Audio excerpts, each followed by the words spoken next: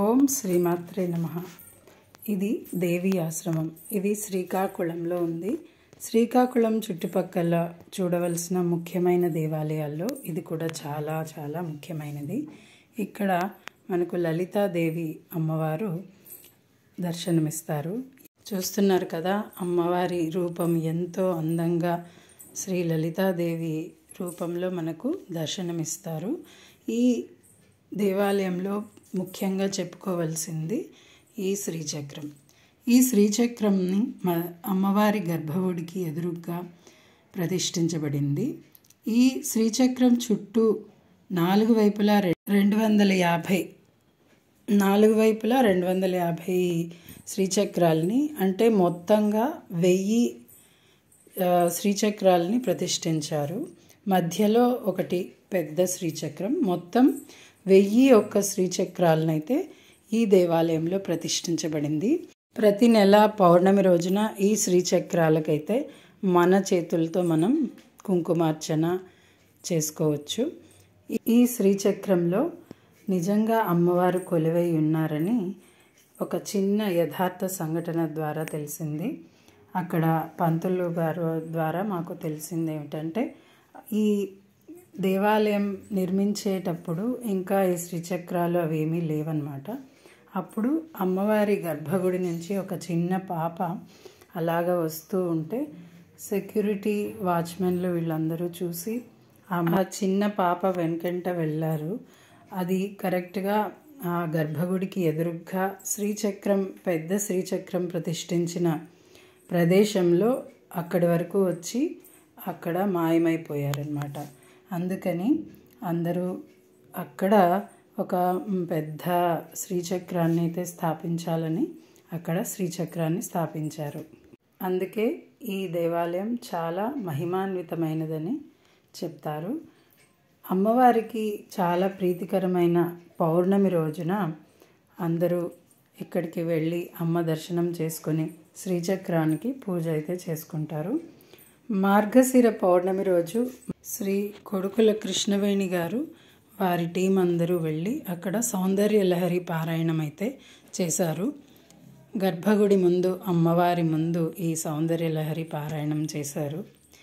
ఈ అమ్మవారికి చామంతులతో అభిషేకం చేశారు. ఓం శ్రీమాత్రే నమః.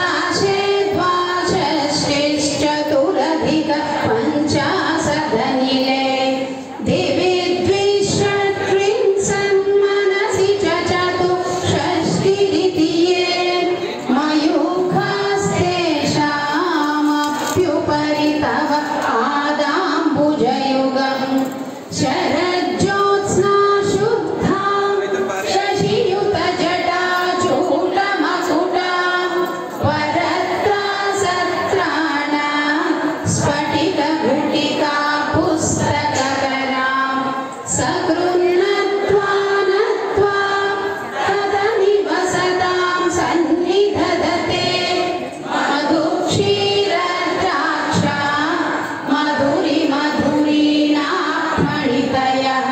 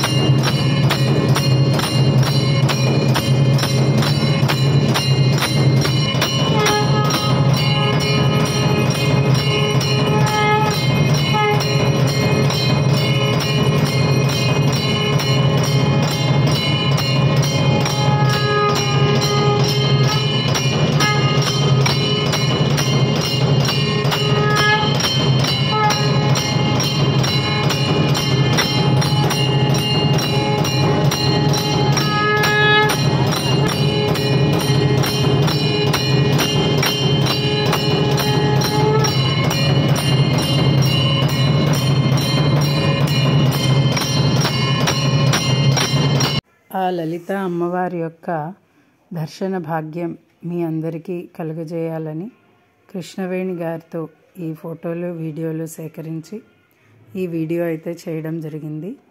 ఆ లలిత అమ్మవారి యొక్క కృపా కటాక్షాలు మనందరి మీద ఉండాలని కోరుకుంటూ సుందర సాయి సుధా నుంచి మీ పల్లవి.